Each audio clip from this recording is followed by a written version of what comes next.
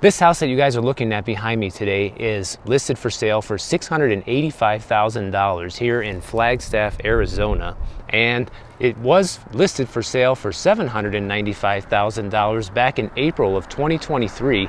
And this house is a good example showing just how much prices need to come down for affordability to resume, because so much of the housing market is currently overvalued. If you wanted to buy this house right now today, your mortgage payment would be about $4,300 per month, and that's with a 20% down payment, guys. So 20% down of a $680,000 house is about $140,000. So that's still a lot of money.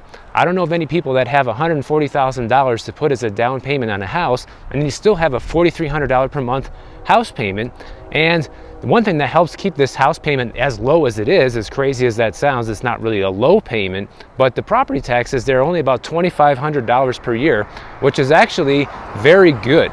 And I didn't know this about Arizona or any of these other places because most of my time has always been spent in Florida and California. And it's nice to see that you can buy a house that expensive and have a relatively low property tax bill. However, they did buy that house for around the $485,000 range back in 2018. So I'm assuming whoever does buy it is going to have a higher property tax bill than the current owner does. But here's the problem. People can't afford a $4,300 per month house payment. We literally have 98% of all housing markets throughout the entire country that are considered to be overvalued. And overvalued means that these homes are listed for sale and selling above their long-term average of what the prices should actually be if home prices were to rise at historical norms. But obviously, nothing has been happening at historical norms over the past few years. Florida Atlantic University, they do a good job of keeping track of this housing data. And one thing that they determined recently is 98 of the top 100 largest metros throughout the country are overvalued to some degree.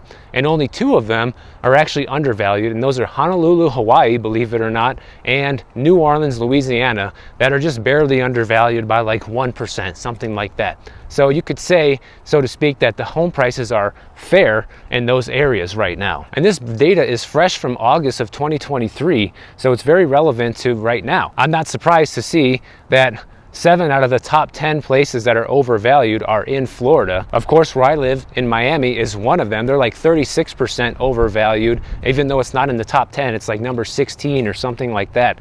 But I'll leave a link down in the description below of this study so you guys can go and check out for yourself if your housing market or where you live near is overvalued or undervalued by how much. But they're all going to be overvalued to some extent. It's just by how much, what percentage point. And when you see these numbers, guys, it's no surprise that consumer sentiment on the housing market continues to fall. In fact, Fannie Mae data, the survey that they always come out with, has shown consumer sentiment to buy a home has once again dropped to an all-time low. Literally only 16% of people surveyed think that right now is a good time to buy a house. So that's not going to bode well for the future of this housing market when we have 8.5% mortgage rates and homes that need to take a $110,000 haircut to even attract some interest, but yet still on the market. And by the way, in case you didn't catch that part at the beginning, we are in Flagstaff, Arizona today, and it is absolutely beautiful out here, guys. I've never been out here before,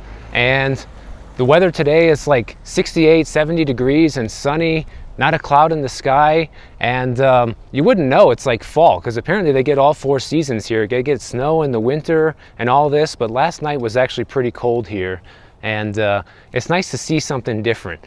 You know, I couldn't stand another drive home on the I-10, so doing the I-40 corridor this time around and seeing some cities along the way, and this is pretty nice. I like this over here. And here's the thing, Flagstaff, Arizona is one of these markets that actually absolutely shot up during the pandemic, and when you look at Redfin's data, according to them, the housing market here is still 18% up year over year. On the surface, that might sound very good, but when you look into history, it's actually down from the peak, okay? Because the peak home prices were actually back in April of 2022, have since come down, but then of course rose back up during this run-up and that we saw in the market here. But one of the most dangerous things about areas like this in Flagstaff, for example, is just how overvalued it is here.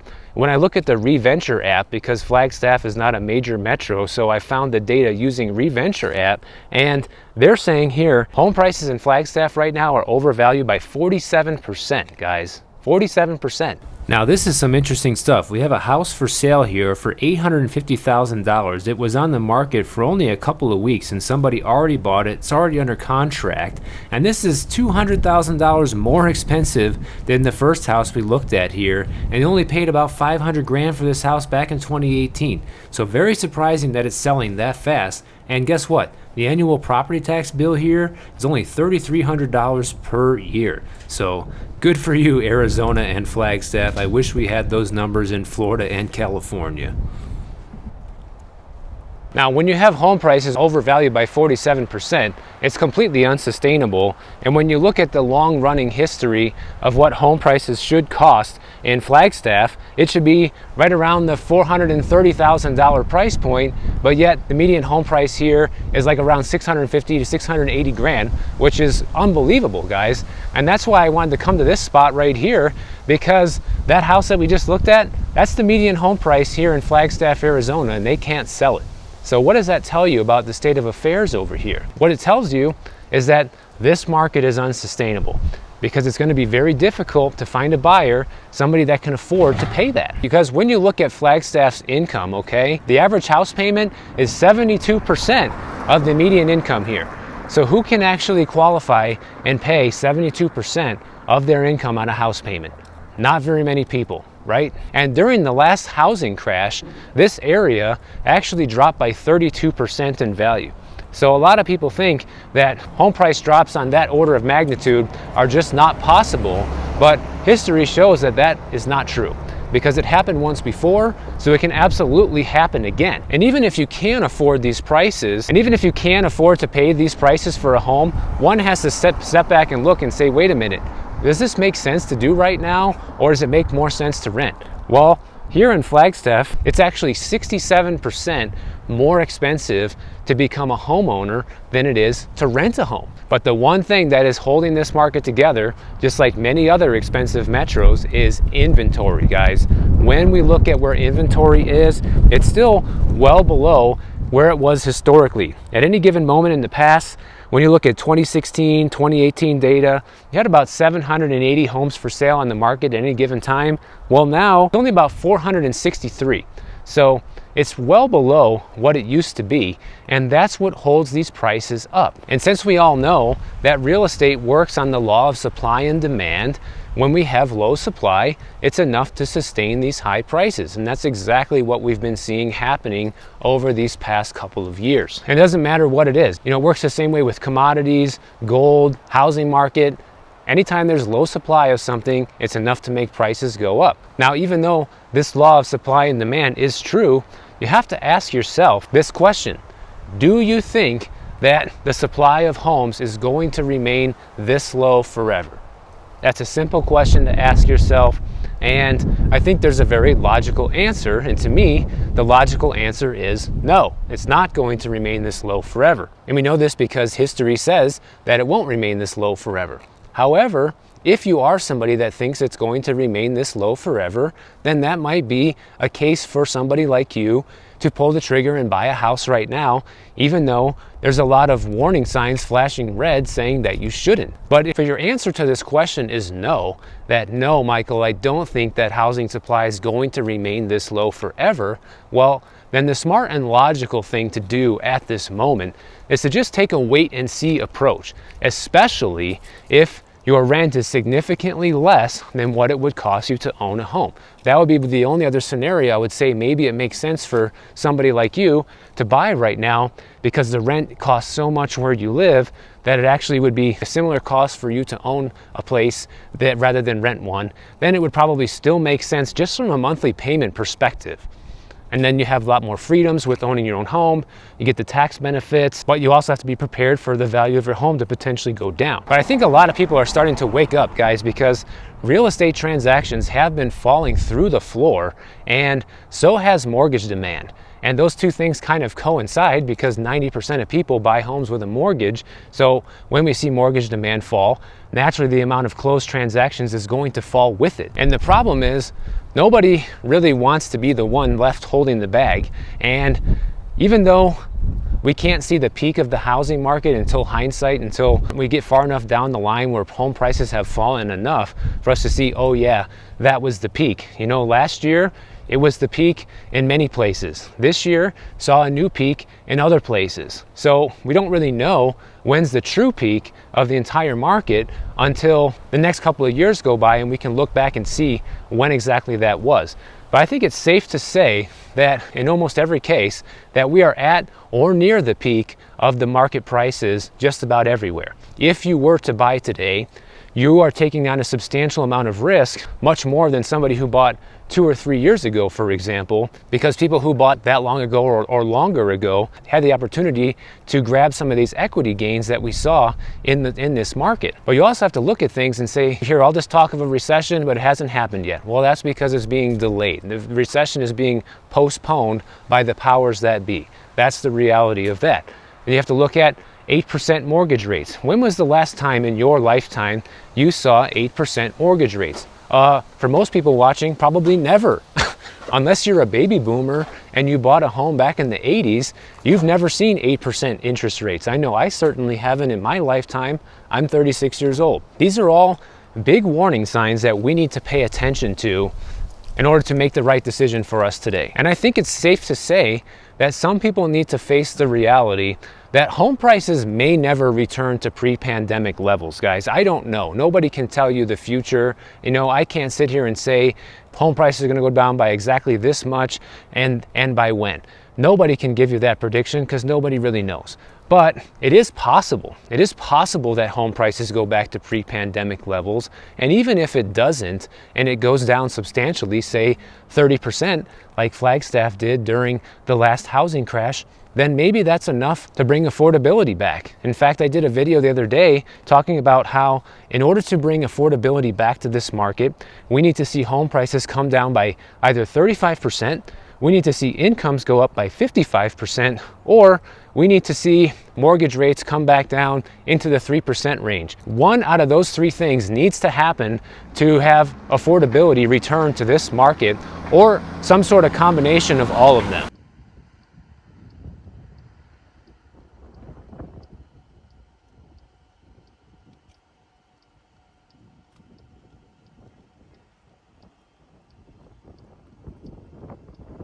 And the other problem is I think some people are still having FOMO because people look at this current situation, because home prices may never return to pre-pandemic levels, maybe that's a good reason for me to buy right now, and it could pressure some people into doing that.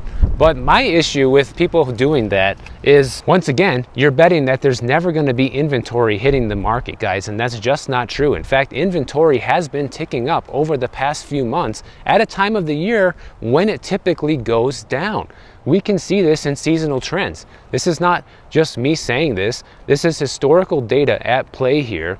And because inventory is starting to creep back up and we haven't even seen any real economic distress yet, just wait until we do, because there's going to be a recession. It's not a matter of if we're going to have a recession, it's just when. We should have already had it, but the problem is there's a lot of political power at play here. There's a lot of financial shenanigans going on with the Fed that has also helped us avoid this recession as well. But they can't delay it forever, and it's going to happen. A lot of people are starting to think that now we're going to officially enter a recession by next summer. And maybe that's true. I kind of agree with that analysis, but at the same time, who knows? Because it should have happened third quarter last year. And this kind of brings me to my next point, because you have all these reports coming out, like the jobs numbers, for example, right? The jobs numbers came out far past expectations. So many people thought, wow, this is a great thing. The economy is doing great, and we're all going to be on track to avoid this recession, right? Well, not so fast, because these jobs numbers coming in hot is not what the Fed wants to see. And in case you haven't been paying attention, the Fed has been continually hiking interest rates. They just paused at their previous meeting Still nobody knows what they're going to do with the next one, but there's a high probability that the Fed is going to increase interest rates at least one more time before the year is over, and having reports like this come in hotter than expected are grounds for them to do so. And as they do that, what that does is a couple of things. It instills fear with investors, it creates bond yields to go higher, and that in turn makes mortgage rates climb higher as well, because it all is related, guys. It's all entwined. Everything that the Fed does right now is going to have a massive impact on where things go over the next year and a half. And the thing is, that's funny, is people celebrate when these jobs numbers came out, because I saw a few clowns in the comments say, oh, jobs numbers came in, smashing expectations, no recession. You know, like, it's just laughable, guys, because more than 25% of the jobs that just came out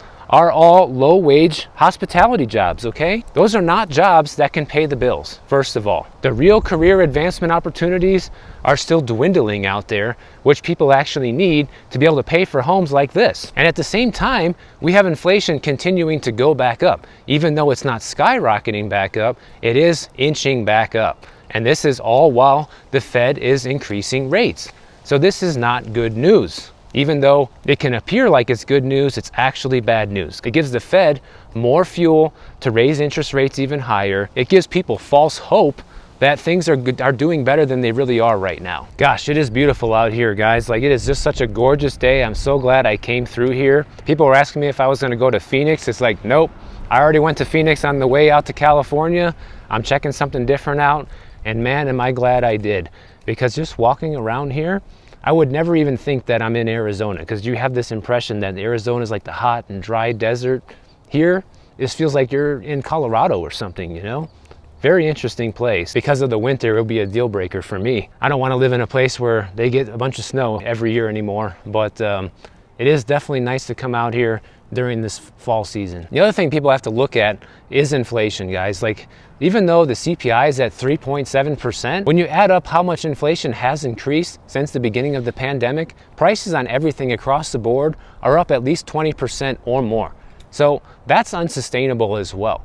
And you have to just ask yourself, is this situation going to continue? Can it just go on like this forever? Well, maybe, but a couple things would need to change. The main thing would be that incomes would need to go up tremendously. Just like I was saying with the housing market. If everybody started making 55% more money tomorrow, these home prices would no longer be considered crazy. They would be fair. And another thing that I don't see a lot of people talking about is that there's an all-out crash right now in long-term treasury bonds, okay? 10-year treasury bonds have crashed more than 49% from its high in March of 2020 over the past few weeks. Ironically enough, at the same time frame, the S&P 500 is up 55%. But the reason why this is a big deal is because treasury bonds are supposed to be one of the safest investments in the world, and it's actually getting decimated right now. And this is why it's also a big deal whether or not the Fed continues to hike interest rates, because if they do, then this crash in the treasury market is probably just going to get worse. And I'm telling you guys, if you don't think this is going to have a major impact on our economy and investor sentiment and where people decide to put money and how much money people actually have who are invested in these things, you're not paying attention, because all of this stuff is entwined. It's like a big spider web. The economy is all interconnected these days. When one thing happens, there's a reaction. And so this crash in the bond market is going to have some sort of ripple effect somewhere. And I'm not an expert, and I can't tell you exactly where it's going to have an effect, but I know it's definitely going to affect people that have money invested in the bond market, okay? People who actually own these bonds are going to be feeling some pain from this, I can tell you that. It also makes people wary about investing in future bonds, right? Because they don't know if they're going to have their prices come down on those either, because nobody knows where inflation is going to go from here. So there's a lot of unknowns right now that kind of affect where things could go from here.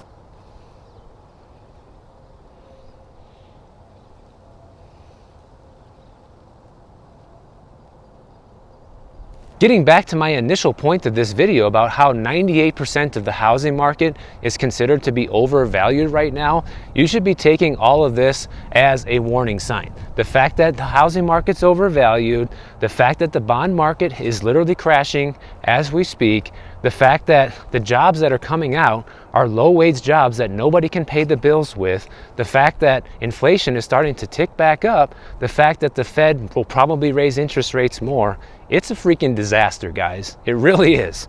And to say that there's going to be no recession from this, you're just a clown. You're a clown if you think that. I'm sorry to say that, but it's true, because we don't have any historical precedent where things like this were happening and there was no recession. All we got to look for now is whenever we start seeing the yield curve start to uninvert with these treasuries, that's when we're going to start seeing the beginning of the real recession come. And the only reason we haven't seen it yet, like I keep saying, is because everything's being toyed with by the powers that be. And I'm even afraid that even though the recession's supposed to come next year in 2024, because it's election year, they might have one last Hail Mary play to go with in order to make sure there's no recession in 2024, at least until the end of the year after the election. So it's just a joke. It's a complete joke what's happening. So if you feel good about buying a home in this environment, then go for it. Like I said, take your bets, and that's okay. I'm not gonna scold you here on the channel. I'm not gonna say you're an idiot, because everybody has their reasons. Everybody has their life circumstances, and I totally get that. And that's okay.